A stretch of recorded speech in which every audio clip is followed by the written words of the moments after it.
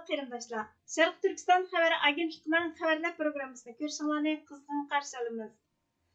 Eng oldi bilan qisqacha mazmuniga ko'z ataylik. Bu yil beshida Beijingda qo'lga olingan Uyg'ur film ishlaguvchi Ikrom Nurmuhammad chorshanba kuni atalmish Xinjiangda sotlanadi ekan. Kapital 7 yildan beri eng tez suratda Xitoydan ayrilib, yuanni tushirgan.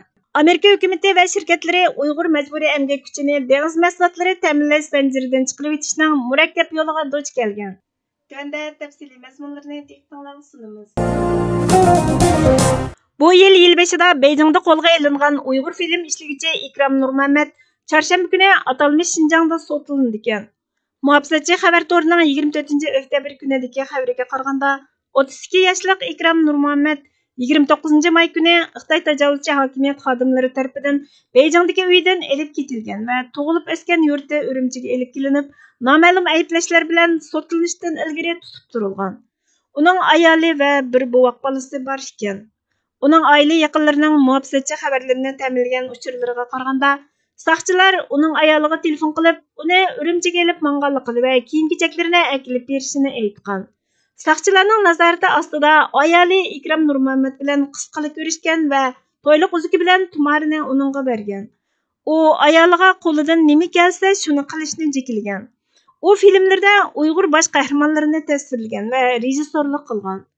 Mashinadagi Pil nomli filmida bir Xitoy ayolining ikki Uyg'ur er bilan bir taksini o'rtoqlashganligini tasvirlagan. Uningga yaqin bir manba maxfiylashtirilgan uchur detali orqali uning asarlarining Uyg'urlarning turmushiga markazlashganligini aytish bilan birga, uning yana Xitoy jamiyati bilan eng ko'p aloqada bo'lgan oilasiga nisbatan mas'uliyatchan yosh Uyg'ur rejissyorning biri ekanligini aytgan. Tutqun qilinishdan bir oy burun Urumchidagi soqchilar uning kimligining yo'qolib ketganligini va buni tekshiradiganligini, shu sababdan qaytib kelishini talab qilib telefon qilganda u rad qilgan. U Beijingga ko'chib berishdan ilgari Turkiyadagi Istanbul Marmara universiteti film ishlash kasbida 6 yil o'qigan ekan. Uning Turkiyada o'qigan bolalikdagi bir do'stimi tutqun qilingan ekan. 2020-yili Shanxay jamoat xavfsizlik idorasining 1 milliondan ortiq kuzatish xotirasini tekshirgan avstraliyalik xakerlar Ikrom Nurmuhammadning ilgari Shanxay tizimligi deb atalgan terrorlik gumondorlari tizimligiga kirgizilganligini bayqagan. Kapital 7 yildan beri eng tez suratda Xitoydan ayrilib, yuanni tushirgan. Market Insider, ya'ni bozor ishchidagilar xabar torining yaqinqi xabariga qaraganda, Xitoydagi iqtisodning ahvoli va uy-mulk mablag'ining izchil tushishi, mablag' solg'uvchilarga qilingan besim natijasida yaqinqi bir necha hafta ichida Xitoydan kapital uchish ko'payib, bu jarayonda Xitoy puli tuvanlagan. Bloomberg'ga Davlat tashqi perevod boshqarish idorasining ta'minlagan sonliq ma'lumotlariga qaraganda, sirtqi eqish 2023-yili Xitoy bozoridagi izchil tema bo'lib qolgan bo'lib, 53 milliard 900 million dollar banka xaridorlariga vakolatan chet elga avatilgan. Bu 2016-yili 1-oydan buyangi eng chong oylik sirtqi eqish bo'lib qolgan. Natijada xalq puli Amerika dollariga solishtirganda 7,30 atrofida savdo qilinib, 9-oydagi 7,34 saviyasiga yaqinlashgan.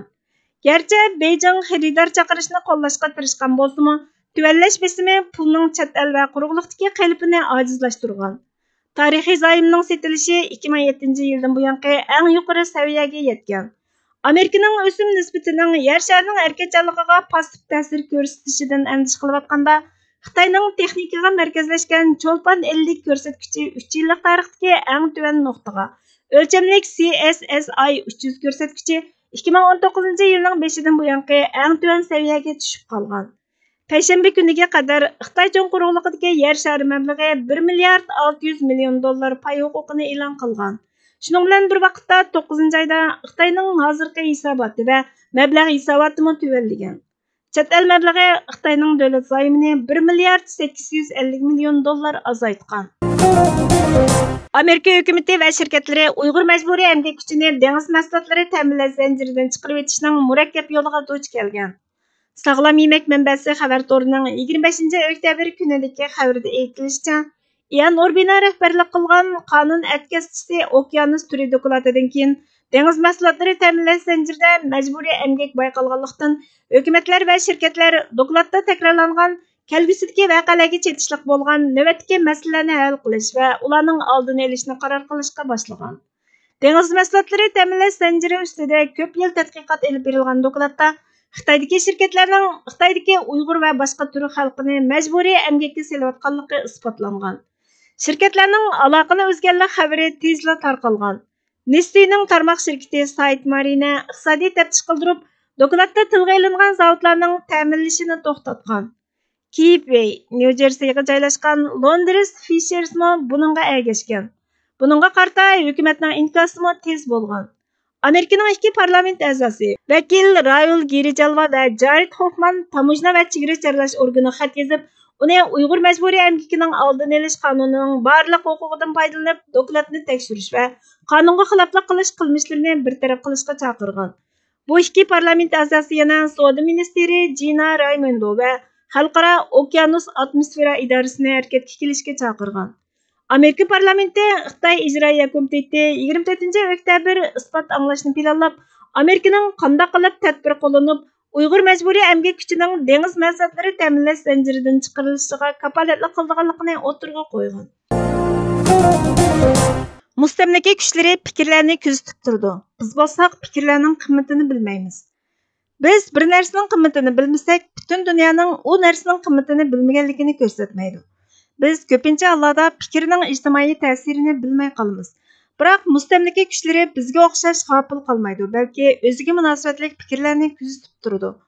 Mustamlakaning tadqiqot markazlari va elchixonalardagi madaniyat ishxonalari fikrning ijtimoiy ta'sirini va qimmatini bilganlik uchun jamiyatimizda yuz berayotgan fikrlarni kuzatib turadi. Mustamlaka o'zining siyosiy manfaatlari va qarashlarini himoya qilish uchun jamiyatdagi fikrlarni kuzatib turadi. Buningga ko'ra o'ziga yoqmaydigan fikrlardan qutulish yo'llarini tuzib chiqadi. Shundaqla o'ziga yoqmaydigan fikrlarni asli nishon maqsadlaridan boshqa taraflarga burib o'tish uchun harakat qiladi.